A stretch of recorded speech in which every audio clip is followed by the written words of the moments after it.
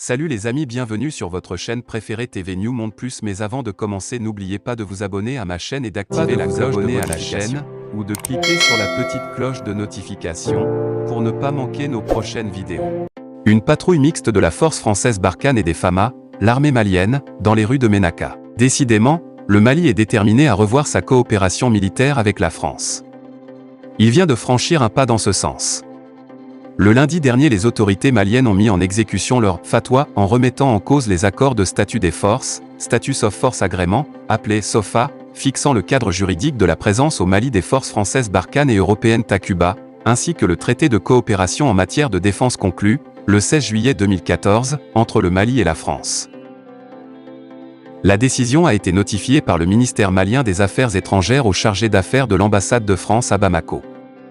Le Mali reproche aux troupes françaises d'atteinte flagrante à la souveraineté nationale. La particularité dans ce regain de tension entre l'Hexagone et son ex-colonie est que cette dernière a mis la barre encore plus haut. Elle exige désormais une rupture avec un effet immédiat, alors que les autorités françaises avaient annoncé un délai de 6 mois pour retirer définitivement leurs troupes du pays de Modibo Keïta. Le Mali, qui avait accusé la France de le lâcher en plein vol dans la lutte contre le terrorisme, a décidé de franchir le Rubicon. À travers cet acte, il s'est visiblement résolu à prendre son destin en main. Va-t-il faire cavalier seul ou faire appel à d'autres partenaires pour bouter hors de son pays l'hydre terroriste? Quel qu'en soit le choix, la tâche ne sera pas du tout aisée, au regard de la complexité du conflit mais aussi, les enjeux des deux parties. La France a toujours accusé le Mali de traiter avec des mercenaires russes de la société Wagner. Toute chose que la junte militaire s'est toujours défendue, soutenant qu'il n'a que des relations militaires avec les autorités russes. Le vin étant tiré, nul besoin de dire qu'il faut le boire. Cependant, les autorités actuelles du Mali n'ont plus droit à l'erreur. La question qui demeure est de savoir si elles ont les moyens de contraindre la France à débarrasser illico presto le plancher tel que souhaité. En pareille situation, l'ancienne puissance colonisatrice pourrait essayer de traîner les pas pour ne pas donner l'impression d'avoir reçu des injonctions d'un petit État. Il n'est donc pas exclu que les deux parties se jettent des pots de banane. La semaine dernière, la junte accusait l'armée française d'espionnage et de subversion après la diffusion par l'état-major français de vidéos tournées par un drone à proximité de la base de Gossi, centre, restitué en avril par la France. 2 jours après, l'armée française à son tour avait publié une vidéo présentant, selon elle, des mercenaires russes en train d'enterrer des corps près de cette base afin de faire accuser la France de crimes de guerre. Si l'on y prend garde, ce genre d'accusation risque de se reproduire. Subversion. La junte militaire au pouvoir à Bamako a accusé mardi soir l'armée française d'espionnage et de subversion après la diffusion par l'état-major français de vidéos tournées par un drone à proximité d'une base du centre du Mali récemment restituée par la France. Les autorités ont constaté depuis le début de l'année plus de 50 cas délibérés de violation de l'espace aérien malien par des aéronefs étrangers, notamment opérés par les forces françaises, annonce un communiqué du gouvernement de Bamako. Un des cas les plus récents a été la présence illégale d'un drone des forces françaises, le 20 avril 2022, au-dessus de la base de Gossi, dont le contrôle avait été transféré aux forces armées maliennes, FAMA, la veille, ajoute le texte, signé du colonel Abdoulaye Maïga, porte-parole du gouvernement mis en place par la junte.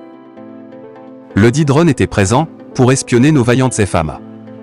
Outre l'espionnage, les forces françaises se sont rendues coupables de subversion en publiant de fausses images montées de toutes pièces afin d'accuser les FAMA d'être les auteurs de tueries de civils, dans le but de ternir leur image.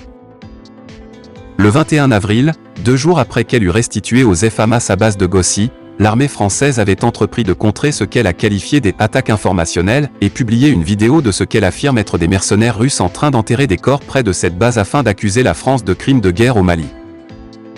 Ces images, prises par un drone, montrent des soldats s'affairer autour de cadavres qu'ils recouvrent de sable. Dans une autre séquence, on voit 2 de ces militaires filmer les corps à moitié ensevelis. L'état-major français assure qu'il s'agit de soldats blancs, laissant entendre que ce sont des membres de la société militaire privée Wagner, qu'il a identifiés sur des vidéos et des photos prises à d'autres endroits. Au lendemain de la publication de ces images, l'état-major malien a annoncé avoir découvert un charnier, non loin du camp anciennement occupé par la force française Barkhane, du nom de l'opération française anti-djihadiste au Sahel. L'état de putréfaction avancé des corps indique que ce charnier existait bien avant la rétrocession. Par conséquent, la responsabilité de cet acte ne saurait nullement être imputée aux FAMA, ajoutait alors l'état-major malien. Plongé depuis 2012 dans une crise sécuritaire profonde que le déploiement de forces étrangères n'a pas permis de régler, le Mali a connu 2 coups d'État militaires depuis août 2020. La junte au pouvoir à Bamako s'est progressivement rapprochée de Moscou en même temps qu'elle se détournait de la France, engagée militairement dans le pays contre les djihadistes depuis 2013. Sur fond de crise diplomatique avec Bamako, Paris a annoncé en février le retrait de ses soldats déployés au Mali, opération de vent.